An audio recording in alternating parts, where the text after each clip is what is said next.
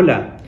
soy Rodrigo Ibáñez, estratega de inversión de Ban Chile, y nuevamente les doy la más cordial bienvenida a este canal. El día de hoy, viernes 20 de agosto, conversaremos sobre lo que ha sido la semana de los mercados y los elementos a tener en cuenta a la hora de armar una estrategia de inversión. En primer término, comentarles que desde el viernes 13 de agosto y hasta el cierre estadístico de este comentario, las acciones a nivel global han tenido un desempeño negativo. Es así como el índice de acciones MSCI World ha caído un 1,71% en la semana, lo que sí tiene una diferenciación en términos de lo que han sido las regiones, ya que Estados Unidos ha caído un 0,63%, mientras que los países emergentes lo han hecho un 4,35%. Es más, dentro del mismo Estados Unidos han habido diferencias, toda vez que las acciones de valor han caído 1,1% versus las acciones de crecimiento que solo lo han hecho en 0,3%. Por otra parte, las tasas de interés de 10 años de Estados Unidos han caído 2,17 puntos básicos, situándose en nivel en torno al 1,25%, en tanto que las materias primas representadas por el cobre y el petróleo han tenido fuertes descensos de 8,4 y 5,8% respectivamente. De esta forma, lo que se puede inferir es que los inversionistas están en un modo, entre comillas, risk-off, lo que implica que han perdido una cierta preferencia por activos de riesgo y han dotado sus carteras de activos, entre comillas, más seguros. ¿Qué es lo que ha estado detrás de estos movimientos?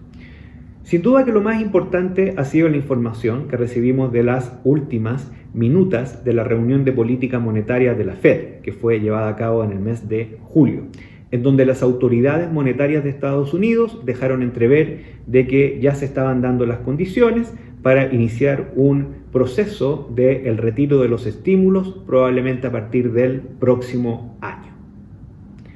Debemos recordar que Estados Unidos, a través de la Reserva Federal, todos los meses está inyectando 120.000 millones de dólares al mercado, lo que ha permitido, entre otras cosas, que no se provoquen disrupciones en el mercado monetario. También hemos visto que eso ha permitido mantener a raya las condiciones de financiamiento para las empresas y finalmente apoyar a la política fiscal en este desafío que ha sido la pandemia. No obstante, ya se ve que la recuperación que han tenido los distintos componentes de la economía de Estados Unidos ya permitiría pensar en moderar dicho estímulo y de alguna forma empezar a quitar este remedio que ha sido bien exitoso en términos de lo que ha sido la dinámica del país del norte. Ahora, ¿por qué esto provoca tal movimiento en los precios de los activos como el que comentábamos anteriormente? Fundamentalmente por el hecho de que esto se ha conjugado con algunos aspectos que también han preocupado a los inversionistas respecto a la propia recuperación. El primero tiene que ver con cómo la variante Delta está jugando un rol en el aumento importante de las hospitalizaciones en estados que tienen más del 50% de la población vacunada, como el caso de Florida. Y al mismo tiempo, otro factor que ha influido es el hecho de que hemos visto una cierta pérdida de momentum o de fuerza en los datos económicos, lo que se ve reflejado en el hecho de que los índices de sorpresa económica han venido descendiendo, significando eso en términos simples, que los datos en el mundo han salido mejor a lo esperado, pero cada vez menos. Ese factor de sorpresa se ha ido diluyendo y eso tiene impacto respecto a lo que es la velocidad de recuperación. Hemos hablado también en otras instancias de que las expectativas manufactureras ya están mostrando una desaceleración y de cara a 2022 se ve que esa desaceleración es bastante evidente. Ahora, ¿cómo uno puede operar en estos ambientes? En primer término, si tenemos en el corto plazo esta mezcla, el inicio de un retiro de la liquidez que probablemente se va a anunciar en los próximos meses, más este miedo respecto a las variables delta, más este inicio de la desaceleración, la verdad que lo que más prima es la diversificación, ya que por un lado tenemos buenos argumentos para pensar de que los activos defensivos nos podrían dar un cierto retorno o un cierto mejor control de la volatilidad en las carteras, pero por otro lado también tenemos buenos motivos para pensar de que los activos más bien cíclicos nos pueden ayudar en esos momentos en donde hay un cierto rebote en los mercados. Recordemos que de todas maneras lo que se ha generado es una desaceleración y no necesariamente una caída, que son conceptos distintos. Ahora, ¿cómo hacer esa diversificación?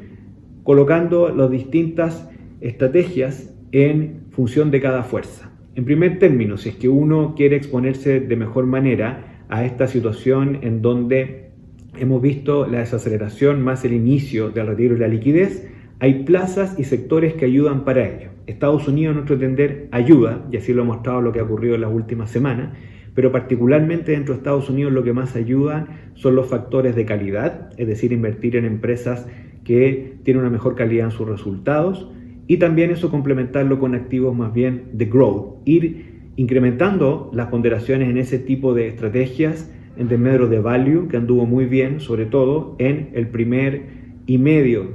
trimestre de este año. Por otro lado, también si queremos exponernos en algo a lo que queda de recuperación y al proceso de alza de tasas que podría significar el inicio del retiro de la liquidez, siempre hemos pensado que la eurozona sigue dando soporte y de esa manera exponerse al sector financiero que va más rezagado en esa región respecto a otros países desarrollados. Y por último, si es que uno quiere también exponerse a la mejora cíclica que podrían seguir evidenciando algunos países que van muy rezagados, hay que tener alguna